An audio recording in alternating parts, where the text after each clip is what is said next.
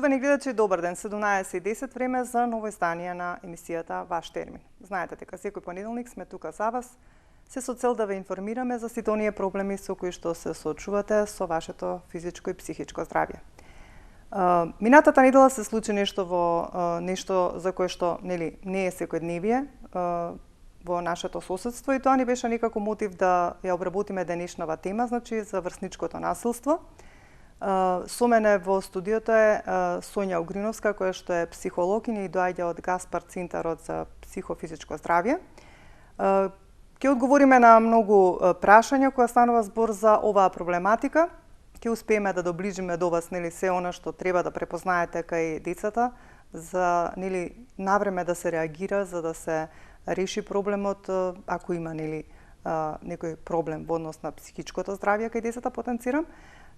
И се надевам дека се тоа што ќе го говориме во денешната емисија барем малку ќе влие на и ќе ја подигне свеста како на родителите, така и на надлежните да се преземе нешто и да повеќе родителите се грижат за своите деца, да им обрнат повеќе внимание, да разговараат со нив и навреме се разбира да реагираат доколку забележат или пак доколку нивното дете се пожали на булинг или врсничко насилство од страна на неговите соученици. Меѓутоа подоцна малку ќе ја поздравам мојата соговорничка која што е, како што напоменав, со мене во студиото. Најпрвено од режија ќе побарам да ги пушти оние покровители кои што се на 10-та јубилејна сезона на Ваш термин, а потоа повторно ќе се вратиме во студиото.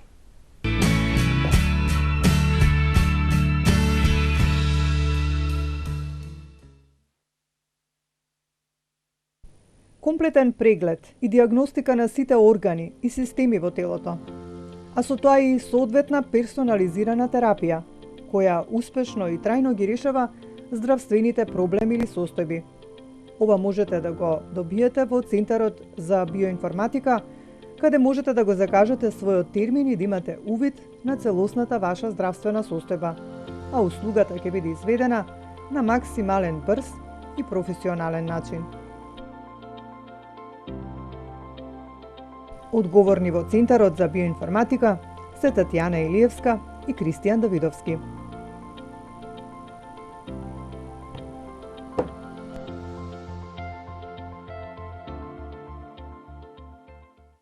Студио Карпино, лулка на енергијата.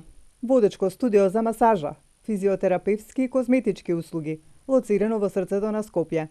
Нуди прекрасен амбиент, безпрекорен квалитет.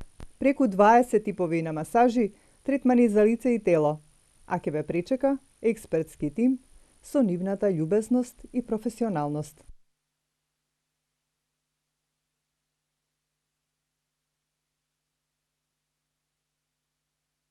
Превентива 99 е специјалистичка ординација по физикална медицина, која нуди многу третмани и прегледи за сите дегенеративни проблеми со рабетниот столб и екстремитетите. Ехо прегледи, шок-вейв терапија, декомпресиона терапија и многу други професионални третмани со доктор Симона Ристовска, специјалист по физикална медицина. Атиккор, ординација доктор Наумовски, е првата приватна ординација со кардиологија и интерна медицина, основана од доктор Јосиф Наумовски. Нуди специјалистички прегледи, ехо прегледи на срце и внатрешни органи, ехо на штитна жлезда. Ординацијата се наоѓа во близината на грчката амбасада, а одговорен доктор е доктор Крумен Наумовски, специјалист интернист.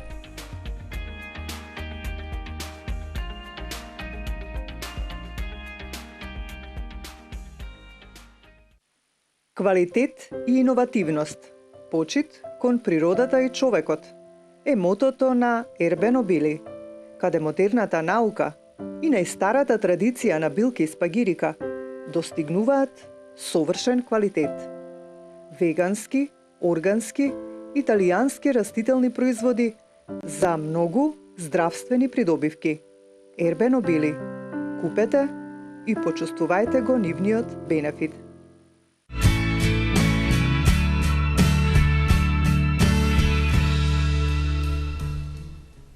Да, тоа беа покровителите на 10-та јубилејна сезона на Ваш термин, на кои сум им многу благодарна. За оние кои што подоцна се вклучуваат, значи говориме за врсничко насилство. нешто што навистина сите, како да кажам, не загрижи, оно што се случи во нашето соседство, голема трагедија, нели, и затоа решивме малку да проговориме на оваа тема, малку да подигнеме свеста што на родителите, што на надлежните институции, за навреме да се реагира, да се преземат мерки за да, нели, не се соочиме и ние со вакви проблеми. Меѓутоа, би сакала и да погледнеме еден прилог, кој што е сепак во контекст на ова што ќе го говориме, а секако дека се работи за една психолошка состојба.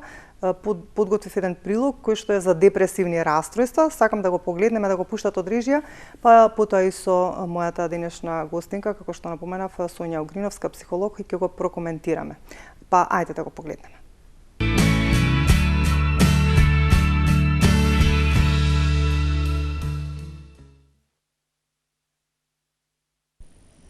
Зборот депресија вообичаено се користи да се опише чувството на тага, кој сите ние ја чувствуваме во некои периоди од нашиот живот. Тоа исто така се користи при опишување на депресивни расстройства кои можат да се диагностицираат. Бидејќи депресивните чувства се толку многу чести, важно е да се знае да се направи разлика кога човек се чувствува несреќен и тажен во секојдневниот живот и кога има симптоми на депресивно расстройство. Повеќето луѓе се чувствуваат несреќни или тажни кога се соочуваат со стрес, например со загуба на некој близок, при раскинување на врската со партнерот или со големо разочарување или фрустрација. Овие емотивни реакции се соодветни во ваквите ситуации и тие обично траат само одредено време. Овие реакции не се сметаат за депресивно расстройство, туку како дел од секојдневниот живот. Депресивните расстройства се група на болести кои се карактеризираат со долгорочно депресивно расположение или губење интерес за работите кои претходно биле забавни. Симптомите можат сериозно да го пореметат животот на лицето. Депресивните расстройства се чести и скоро секое петто лице ќе доживее депресивно расстройство во некој период од животот. Депресивните расстройства се сериозни и вознемирувачки болести, со вистински ризици по животот и здравјето на лицето. Неопходно е проценка и лекување од стручно лице. Во сериозни случаи, во почетокот може да биде потребно и хоспитализирање на лицето. За среќа, лекувањето на депресијата обично е многу ефикасно. Често постојат повеќе меѓусобно поврзани фактори кои се поврзуваат со депресија. Утврдено е дека склоноста да се заболи од депресија е наследна. Тоа е слично на склоноста кон други болести, например шеќерна болест и срцеви заболувања. Се смета дека депресивните расстройства делумно се должат на хемиската неурамнотеженост во мозокот. Оваа неурамнотеженост се лекува со антидепресиви. Депресивните расстройства исто така може да се лекуваат многу ефикасно. Лицата кои чувствуваат тага подолго време или кај кои тагата влијае на нивниот живот во голема мера, треба да го контактираат семејниот доктор или да одат во здравствениот центар во заедницата. Видот на лекување ќе зависи од симптомите кои ги има секое лице. Меѓутоа ќе вклучува една или повеќе терапии. Семејството и пријателите на лицата кои боледуваат од депресивно расстройство често може да се збунети и потресени. Поддршката и подучувањето, како и подоброто разбирање од заедницата, се многу важни во лекувањето.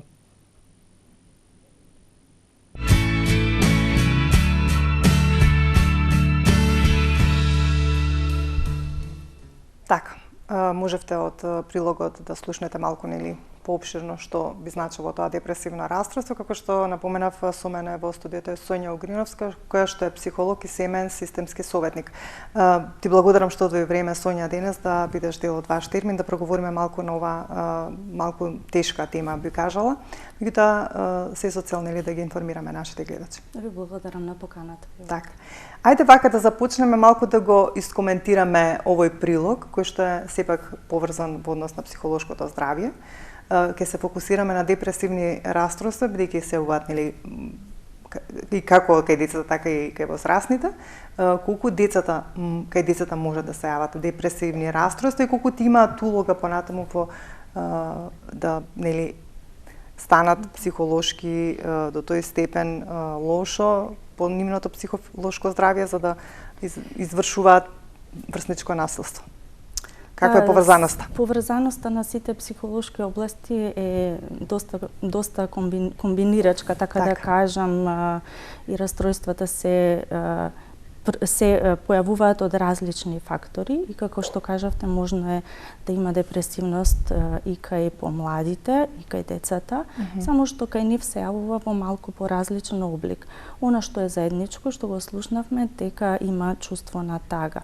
Ако е само депресивно расположението е минливо и кратко, меѓутоа кога се работи веќе за подолго трајно чувство на тага, негативни мисли, нерасположение, чувство на вина, овде јас морам да го спомнам тоа чувство на себе обвинување, вина, негативни мисли, гледање се на негативно, насочување многу на свој хендикеп или своја загуба, вртење многу кон минатите лоши искуства, не гледање на позитивизам и оптимизам, се сите тие симптоми кои што се присутни кај популацијата и кај помладите лица кои што може да се соочат со депресивна епизода или депресивно расстройство или расположение.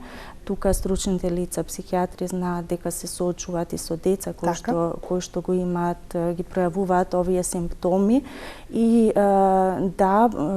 како еден, мислам, во повеќе фактори се работи за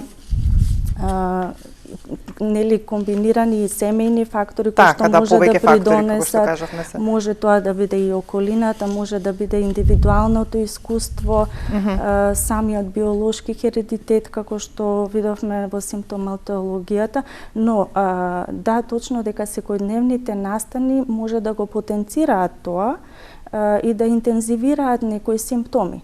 Така што детенце или дете кое што има негативни искуства во школата или во околината, има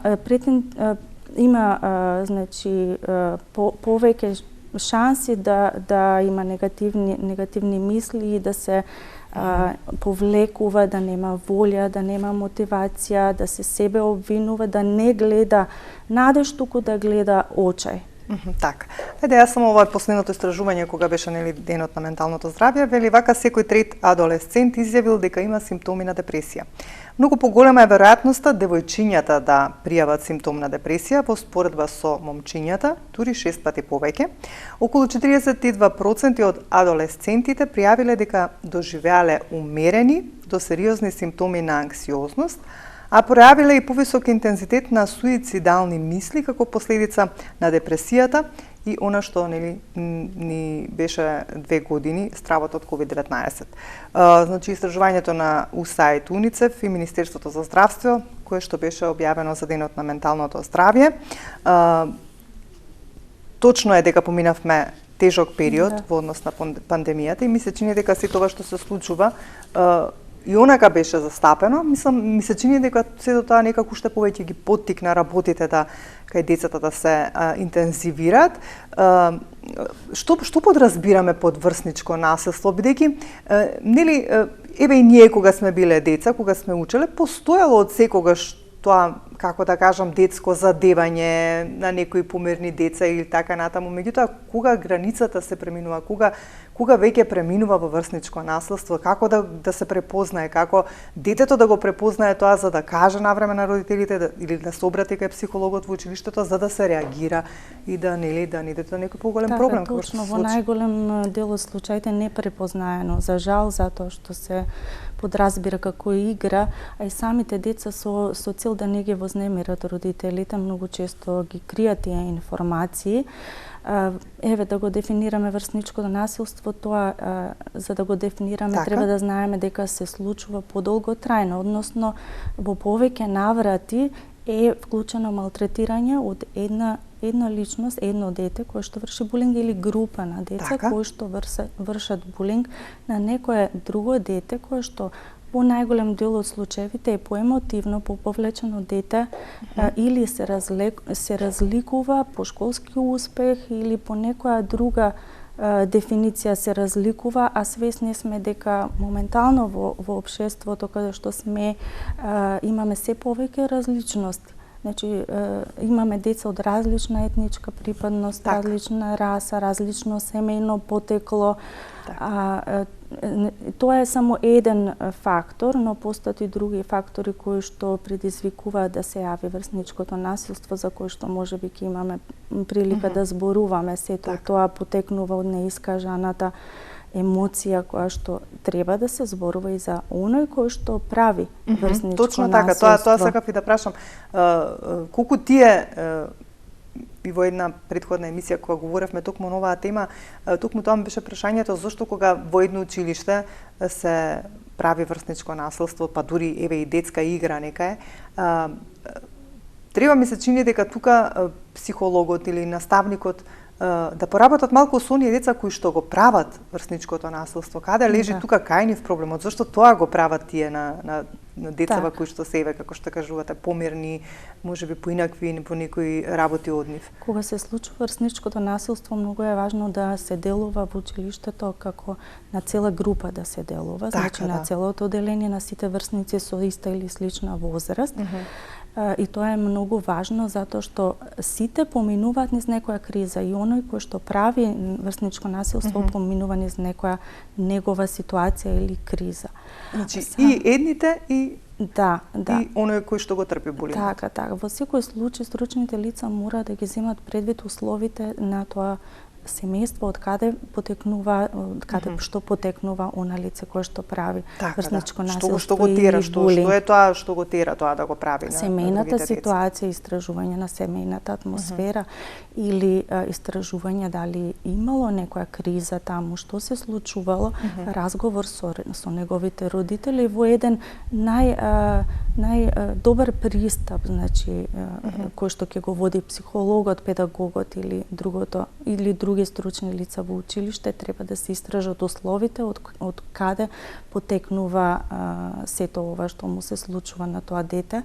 Инаку во психолошки, ако тоа дете го анализираме, најверојатно се работи за тоа дека можеби не се искажуваат доволно и позитивните и негативните емоции во рамки на домот и ненаучени социјални вештини кои што требало да ги развива тоа дете уште од најмала возраст со почнувањето. Говориме за детето што трпи булинг? Не, за детето. За оние кои што прават? Да, за оние кои што прават булинг.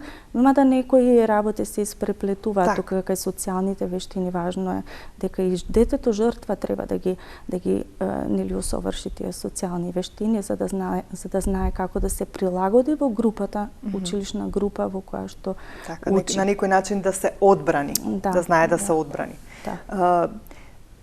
Нели, подготвувајќи се за емисијата, читав доста информации во однос на тоа како едно дете би можело нели да го направи она што се случи, дали може да се препознае уште од мала возраст, па прочитав од некои ваши колеги кои што има нели свој излагање дека за едно дете да може нели да стане до тој степен нели како да кажам психички не во ред за да изврши еден ваков чин, монструозен чин, се може да се познае уште од мала возраст, уште додека детето има 2 до 3 години, со тоа што кога веќе детето ги малтретира животните од мала возраст, дали ја влече мачка за опаш, куче за уши и така натаму, колку вие можете да ги потврдите овие работи што јас ги прочитав, дали е тоа на вистина така, дали уште од 2 или 3 годишна возраст можеме да препознаеме дека едно дете има некој психолошки проблем во однос на веројатно тука психијатрите и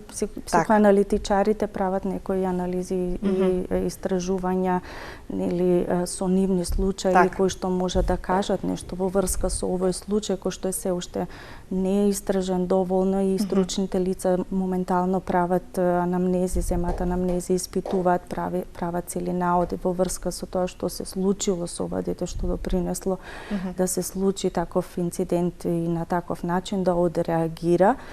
А во врска со ова што ме прашавте, личноста на детето е во развој. Така да се смета дека дури на возрасно ниво ние сме комплетни, а личноста се формира полека во текот на годините. Така да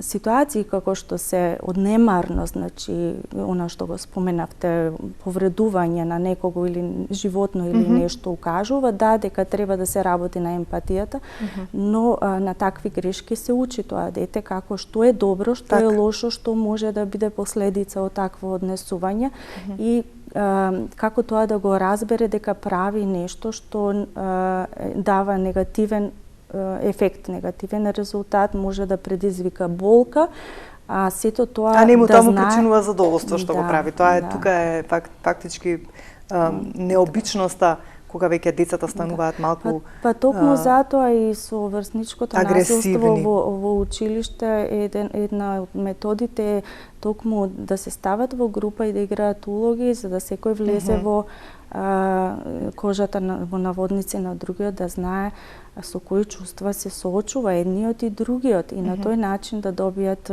на некој начин да бидат поблиску до она што му се чувствува, што чувствува тоа дете кое што не се однесува слично како нив. Како долготрајната изложеност на врсничко насилство, нели непрепознаено, во детството влијае потоа во подоцнежниот развој? Ајде малку да ги појасниме работите, бидејќи очигледно дека кај нас еве веќе вчера имаше информација дека до вчера имаше 10 пријави од ученици на мејлот кој што го посочи Министерството за образование, на кој што нели може да пријавуваат врсничко насилство. И се надевам дека ќе има и повеќе, мислам дека ќе се охрабрат сега повеќе децата да го кажат ова, иако доста е застапено. Како ќе влија ако не се открие? Ако подолго време едно дете врши... Треба да кажеме дека... И дали секој дете што му се врши булинг може да стане понатаму насилно? Што зависи тоа? Дефинитивно не. Има личности кои што ќе се развијат и ќе бидат отпорни на она што се случува. Но работата што не се сите деца еднакво отпорни. Значи зависи од самата личност. Да. Секој индивидуа има различни снаги. Така мораме да кажеме затоа дека кога има случај на врсничко насилство што не е игра, што не е понекогаш, туку предизвикува сериозна повреда, физичка или психолошка или социјално го изолира детето, може да доведе до многу лоши последици доколку не добие поддршка од самото семејство, околината, не биде тоа валидирано, не биде поддржано тоа дете или тоа лице. Така да во иднина се ќе зависи од тоа колку ќе се совлада сето тоа негативно искуство. Знаеме дека во животот имаме и позитивни и негативни искуства. Не можеме да се оградиме од сите негативни искуства со кои што можеме да се сретнеме. Ние треба да ги бараме капацитетите. Затоа, како што кажавте, се пријавуваат и во секое време треба да се пријават сериозни случаи на врсничко насилство, што се надевам дека ќе биде одговорено добро од тој аспект на овие лица, на овие деца што или нивни близок што пријавуваат врсничко насилство. Но прво за тоа треба да се препознае, односно родителите, ако видат дека дома доаѓа натажено, доаѓа со искинати алишта, не се чувства добро, не е расположено, одбива да оди во училиште, се жали на стомачни проблеми, на страв, плаче. Кај тинејџерите тоа е во вид на еден отпор, па самото негативно расположение го пренесуваат и дома. Родителот не му е јасно што се случува. Најважно е да и кога и да се сомневаат во таков случај, да се обратат или на психолог, независно можеби во училиште, можеби и надвор од школските установи. Дали сметате дека ова истражување што го потенцирав предходно, бидејќи последиците од врсничкото насилство предизвикуваат анксиозност, па дури и зависност од самоповредување, па дури нели и до нешто што е навистина многу трагично и дури до самоубиство. Сме биле сведоци на такви случаи. Дали сметате дека ова истражување е поради тоа што еве и вие нели секојдневно го работите таа практика, од сето на што го кажав дека веќе секој четврти или трети месец ни беше анксиозен. Има ли улога дека навистина е премногу застапено врсничкото насилство и како вие можете да ги искоментирате овие работи со оглед на тоа што го работите во секојдневието, па колку имате вака случаи на деца кои што можеби се пожалиле на нешто вакво?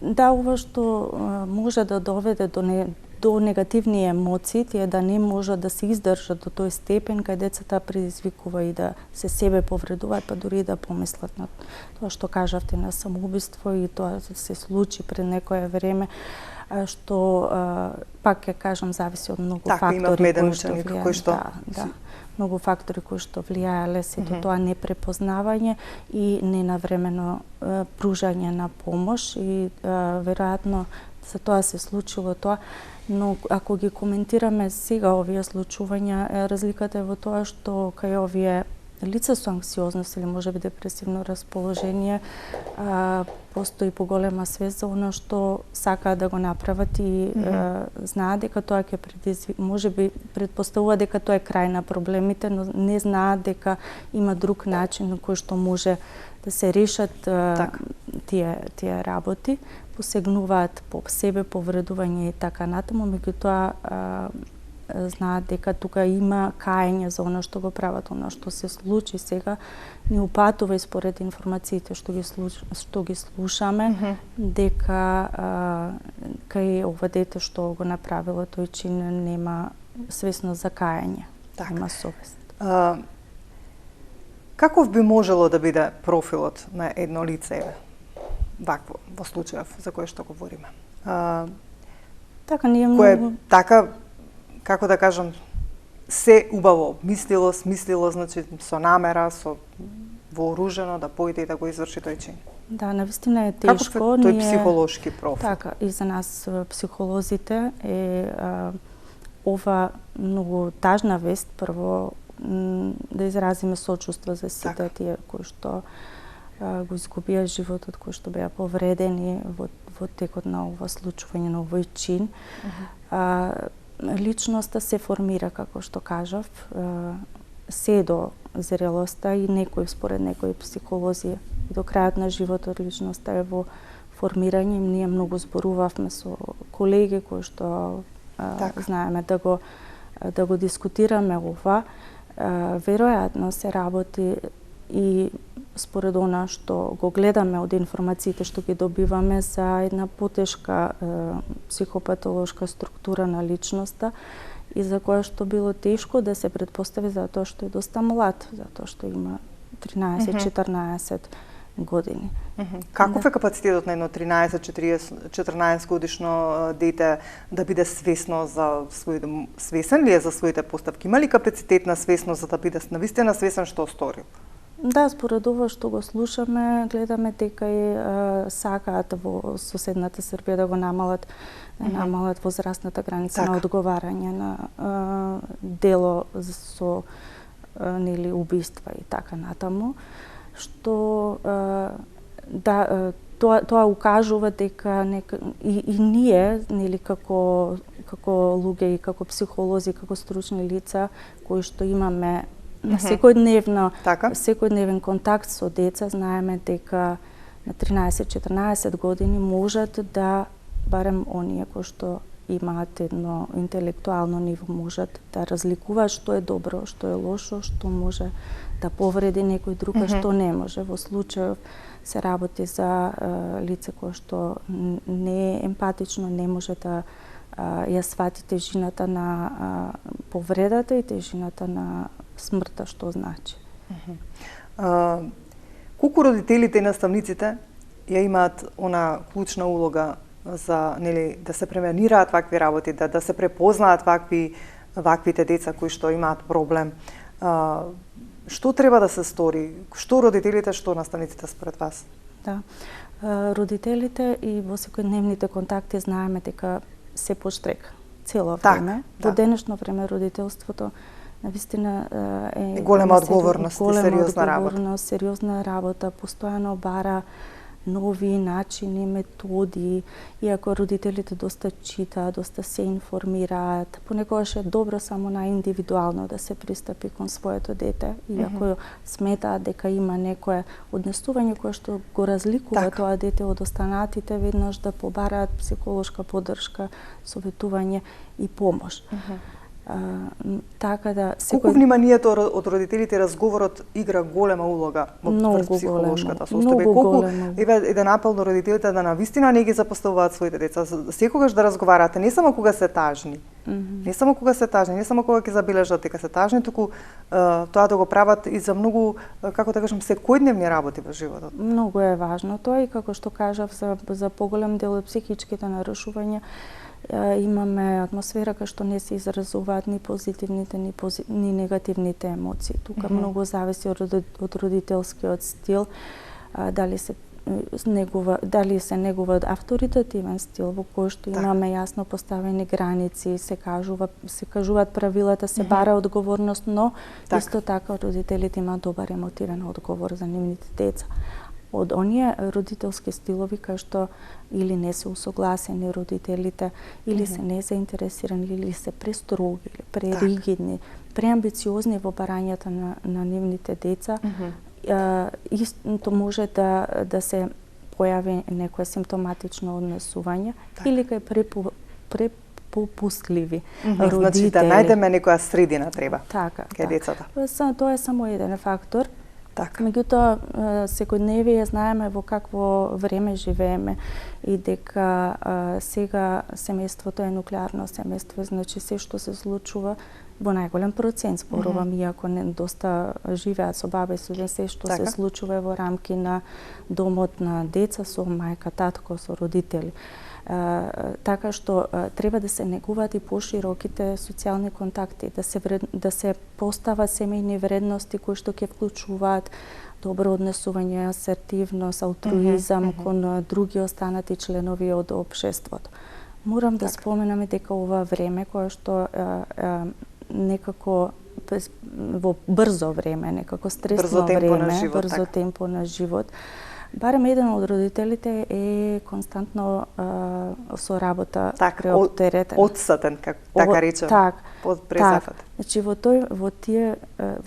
денешно време ќе треба што побрзо да разберат родителите дека приоритет е тоа што се случува во семејството и што треба во моментот да се пружи како внимание на нивните деца. Не дека едно дете со еден родител ќе биде секогаш среќно дете, секогаш има потреба да, ако има два родители, едниот е одсутен, тој да го бара тој родител, односно да сака со него да посвети внимание, да разменат разговор за она што му се случува, да разменат емоции, да го доживее и така натаму. Така, што кажавме, колку има улога мајката во животот на детето, толку има улога и таткото, значи двајцата родители треба да бидат присутни во воспитувањето и во разговорот со детето, се со цел нели да тој биде во една добра психолошка состојба. Која е улогата на наставниците? Еве некако говориме за тоа цело време, нели, децата да бидат успешни, да завршат училиште, да бидат со добар успех, меѓутоа да не се врши психолошка тензија на детето, да по секоја цена, како што кажавте, строги родители, можеби строги наставници.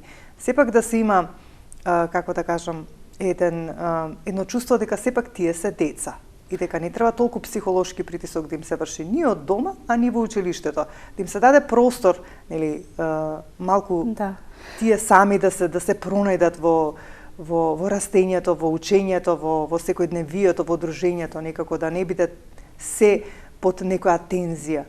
Дали и тоа може да донесе некој психолошки проблем, ако и од дома родителите се премногу строги, па бараат премногу од своите дете да оди, да учи 3 јазици, да оди, да спортува, да биде одличен ученик со сите петки, колку и тоа може да повлијае на психолошката состојба, исто и како и еден строг наставник кој што навистина премногу строго се однесува со своите ученици. Така, дефинитивно, ако од сите страни е притиснато детето и доживува стрес, тоа ќе се одрази некаде. Така. во некој симптом, некој однесување, некоја промена во расположение и така натаму. Велиме да го амортизираме стресот, значи не дека некој притисок не треба да се одживее и да се прифати. Меѓутоа да не биде преголем. Така, да не биде преголем притисок. Треба да го запознаеме детето дека некогаш и ќе има притисок, затоа што во денешно време децата, посебно после ковид кризата, каде што беа дома, се беше поопуштено, така, не, кога се враќа им дојде многу притисок на децата во училиштето, и сега самата таа ситуација да се прилагодат си ги направи овие резултати кои што се случија. Така.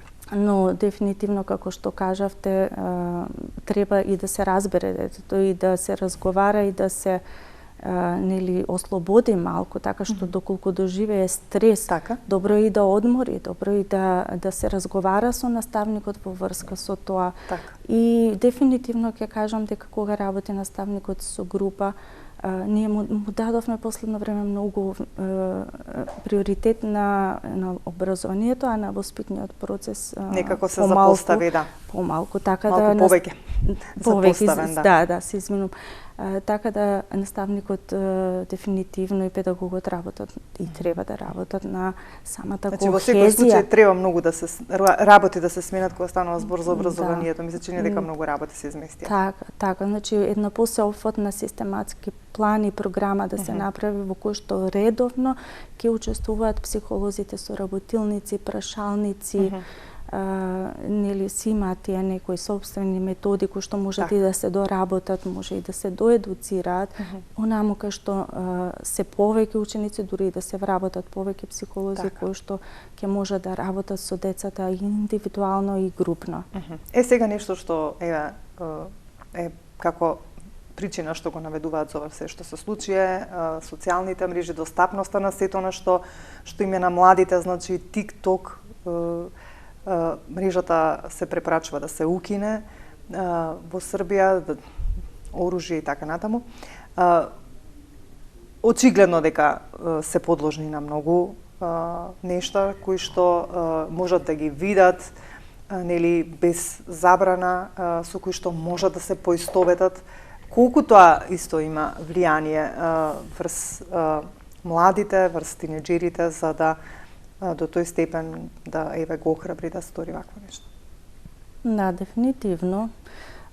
TikTok не ја имам долго истражено самата апликација, но знам што представува и дека е нешто несоодветно за младата популација. Можеби имаат право тука што делуваат на тој начин и дека треба да има нели да има цензура.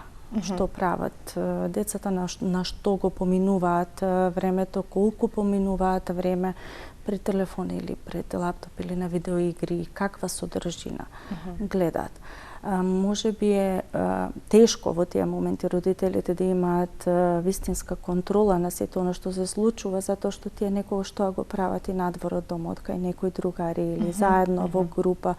Може би е тешко, но да се почне од некаде и да се направи контрола, а и да се делува малку системски на целото општество што се пласира, какви програми содржини се пласираат, бидејќи децата се поистоветуваат некогаш, посебно во периодот на адолесценција, каде што се формира идентитетот, така, и тоа е еден процес кај што детето се обидува да стане сопствена личност, односно да не биде под она што другите се неговите, се обидува своите нели сопствени идеи да си ги оствари, ги тестира границите на останатите и во еден ваков период доколку не најде позитивен пример во општеството, позитивен идол, доколку е отврлен, не припаѓа во групата, кое што во тие години е многу важно, значи групата го обојува секојдневието и разбира и во таа група наоѓаат разбирање за интимни работи, за разговори и така натаму, доколку сето тоа е неуспешно и од други различни фактори, афинитети на детето се поистовети со негативен модел од некое општество станува антисоцијално, односно формира негативен идентитет, што потоа гледаме колку е тоа често, па се споделува, па колку се тие негативни модели присутни и како ги споделуваат тие работи на социјалните мрежи. Имам уште многу прашања, меѓутоа немам многу време, би сакала вакако за крај нешто што беше специфично. Се случија 2 настани само во рок од 48 часа. Зошто ваквите настани на некој начин предизвикуваат верижни реакции? Дали оние кои што веќе се склони кон нешто вакво се охрабруваат кога ќе слушнат дека се некој нешто направил веќе пред? Да, навистина е тешко да претпоставуваме зошто точно тоа се случи, но веројатно е дека во тој момент се чувствува дека системот е разнишан, па или добиваат мотив дека кога некој се охрабрил да го стори тоа нешто, се пак ќе кажам се мотивираат спротивно, односно во лоша намера да се случи нешто, да делуваат некако деструктивно. Каква би била вашата порака до сите оние кои што не следат, еве и до наставниците и до родителите, бидејќи тие се први две алки во процесот на растење, образование и на формирање на личноста кај децата. Кој би бил вашиот апел? Што треба да се преземе, еве, од негде да се почне? Апелот е да, како што кажавте, близината, блискоста, поставување на доверба повторно со своите деца, ангажирање многу повеќе во домот, многу повеќе за тоа што им се случува, зошто се некогаш отфрлени, натажени, како го чувствуваат тоа што им се случува, да се развијат чувствата, да знаат да се канализираат чувствата и негативните, да знаат да ги изразат, да знаат, односно и исто така да се негуваат вредностите во домот кои што се родителите треба да им покажат на нивните деца дека има начин за да се разрешат некои работи. Едноставно детето гледа во нив некогаш дека не се соочиле тие со некои работи, немале некој искуство, за тоа треба да се разговара. Така. Треба да дадат собствен модел и пример во она што се случува, да го потсетат своето дете дека какво што е и индивидуализмот е добар понекогаш, иако во на свој начин. Така, иако во масовно индивидуализмот предизвика многу нели ризици, сепак дека и различноста некогаш е во ред. Има многу за што да се зборува, сепак доколку забележат дека се случува нешто со нивните деца, да ги следат советите и од психологот, ако се упатат на психијатар, кој што многу често знаеме да ги упатиме, има многу нарушувања во поведението. Ако се упатат на психијатар, да ги слушаат советите од психијатар. Ништо да не остават на случајност. Да. А професорите, јас тука би надополнила да повеќе се ангажираат околу учениците, па дури и на одморите да бидат присутни, да следат ситуацијата кога станува збор за врсничкото насилство. Соња, јас тука ќе ви се заблагодарам. Има многу работи што сакаме да ги кажеме, меѓутоа времето е тоа. Меѓутоа затоа постои и следна некоја емисија која што можеби би се договориле, па секако уште да поразговараме за некои работи со цел да подигнеме свесност и кај родителите и кај сите надлежни да повеќе се грижат за ова се што се случува и во образованието и дома и надвор во дружењето помеѓу тинеџерите. Ти благодарам уште еднаш за денес. Ви благодарам и вас на покана. Почитувани гледачи, тука негде ќе ве поздравам за денес, уште еднаш упатуваме апел и до родителите и до наставниците. Грижете се повеќе за своите деца, разговарајте со нив. Не мора да биде разговорот само кога ќе забележите дека детето е нерасположено или тажно. Разговарајте со нив секој ден, одвојте време за нив. Значи, обидете се да видите што прави во секој дневието, бидете блиски со него, не бидете строги, а исто така и до наставниците и до учителите да повеќе посветат внимание што се случува во училиштата. Ви благодарам за вашето внимание, ве оставам во убаво расположение, грижете се за своите деца, за своето здравје, а ние повторно ќе се видиме за 7 дена во исто време.